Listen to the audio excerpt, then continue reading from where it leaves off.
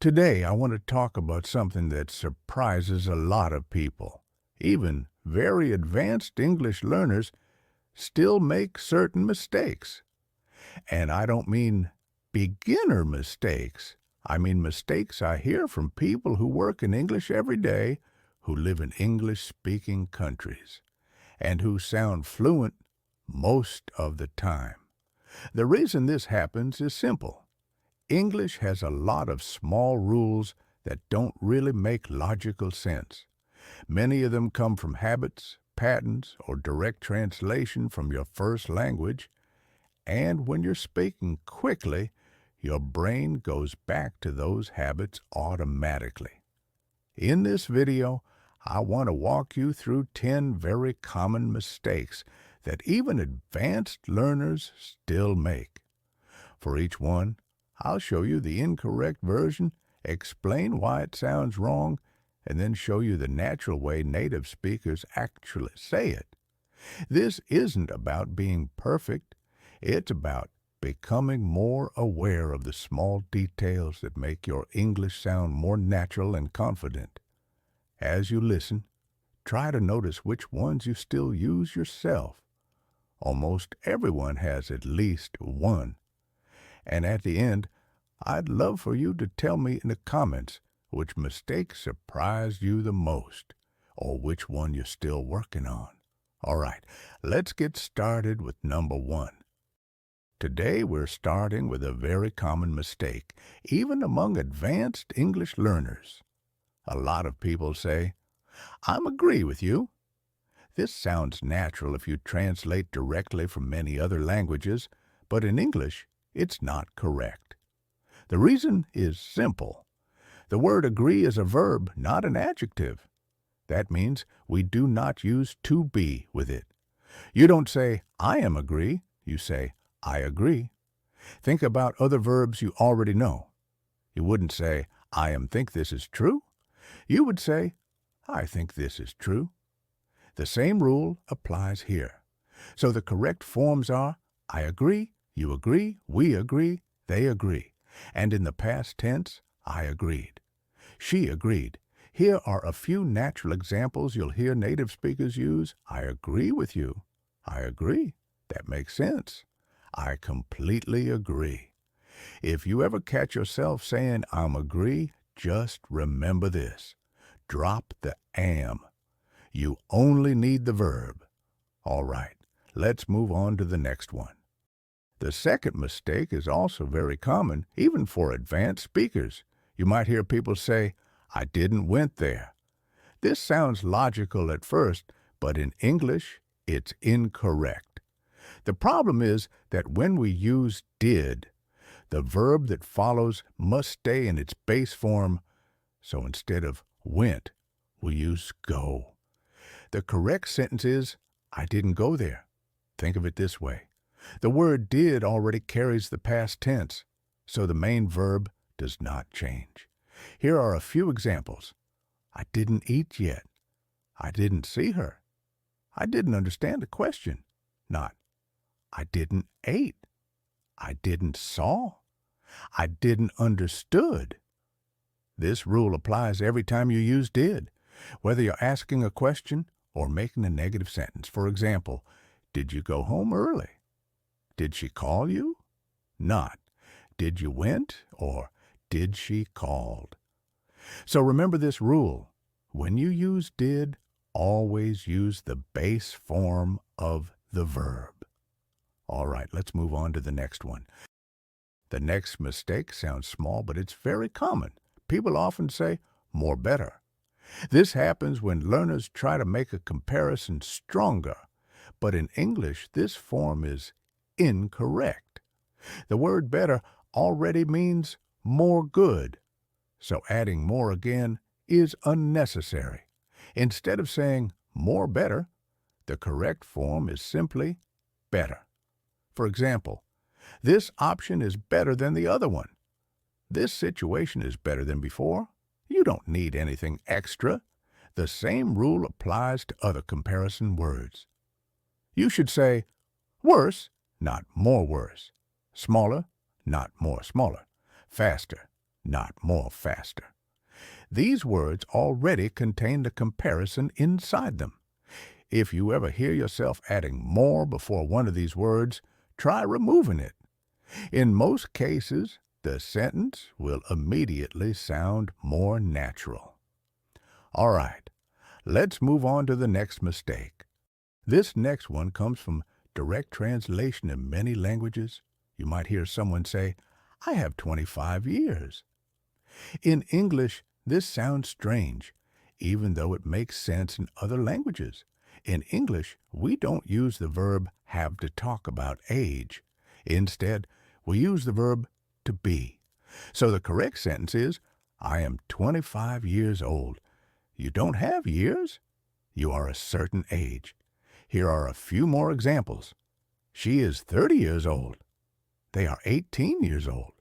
He is 40 years old. If you ever catch yourself saying, I have 25 years, just remember that English treats age as a state, not a possession. All right, let's keep going. This next one happens a lot with certain verbs, especially when you're speaking quickly. You might hear, she explained me the problem. In English, this structure doesn't work. The verb explain needs a preposition. You don't explain someone something. You explain something to someone. So the correct version is, she explained the problem to me. Here are a few more examples. He explained the rules to us. Can you explain this to me? She explained everything to her team. Some verbs work differently, though. You can say, tell me the story. Give me the answer. Show me the way. But with explain, you always need to. If you remember that one small rule, this mistake becomes very easy to avoid. Let's move on to the next one. This one changes the meaning of what you say, even though it looks very small. You might hear someone say, I'm boring. But usually that's not what they mean. When you say I'm boring, you're saying that you make other people feel bored. What most people want to say is, I'm bored. That means you feel bored. In English, we use ing adjectives to describe the cause and ed adjectives to describe the feeling. For example, this movie is boring. I'm bored. This class is interesting. I'm interested. This job is tiring. I'm tired. If you ever feel unsure, ask yourself this question. Am I describing the thing, or am I describing how I feel? That usually makes the correct form clear. All right, let's keep going. This next mistake is very common, even among advanced speakers. You might hear someone say, I look forward to see you. This sounds close, but it isn't correct in English. The expression look forward to must be followed by a verb ending in ing, not the base form. So the correct sentence is, I look forward to seeing you. The reason is that to hear is not part of an infinitive. It's actually a preposition. And after prepositions, English uses the ing form. Here are a few more examples. I look forward to meeting you. I look forward to hearing from you. I'm looking forward to working with you. If you remember that look forward to behaves like a preposition, this mistake becomes much easier to avoid. All right, let's move on to the next one. This next one is very common and comes from direct translation. You might hear, she is married with him. In English, this sounds incorrect. The correct preposition is to, not with, so we say, she is married to him. You can also say, he's married to her. They're married to each other. The same pattern appears in a few similar expressions. For example, engaged to, connected to, related to. These all use to, not with. If you remember that marriage in English uses to, this mistake becomes much easier to avoid. All right, let's move on to the next one. This one sounds very natural to many learners, but it's slightly incorrect in English. You might hear, "We discussed about the problem." In English, the verb discuss does not need the word about. So the correct sentence is, "We discussed the problem." The verb discuss already includes the idea of about, so adding it again is unnecessary. Here are a few correct examples. We discussed the plan. They discussed the issue.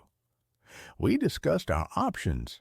If you want to use the word about, you need a different verb, like we talked about the problem.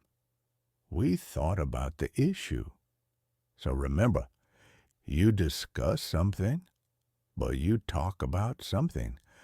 All right, let's move on to the final one. This last mistake is very common, especially in spoken English. You might hear someone say, "She gave me an advice."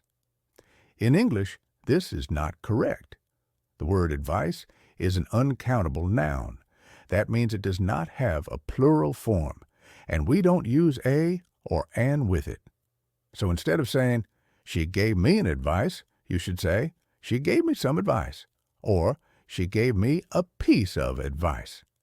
Here are a few more correct examples. He gave me good advice. I need some advice. She always gives helpful advice. You never say advices or an advice. If you remember that advice is uncountable, this mistake becomes much easier to avoid. And that brings us to the end of today's list. If you noticed yourself making any of these mistakes, don't worry. That's completely normal. Even very advanced English learners make them because they come from habits and direct translation. The important thing is awareness. Once you notice these patterns, your English starts to sound more natural almost automatically. If this video was helpful, you can like it or subscribe for more short, clear explanations like this. I post regular lessons focused on the small details that make a big difference in real English. And feel free to leave a comment telling me which mistake surprised you the most, or which one you still catch yourself using. Thanks for watching Everyday English Hub, and I'll see you in the next lesson.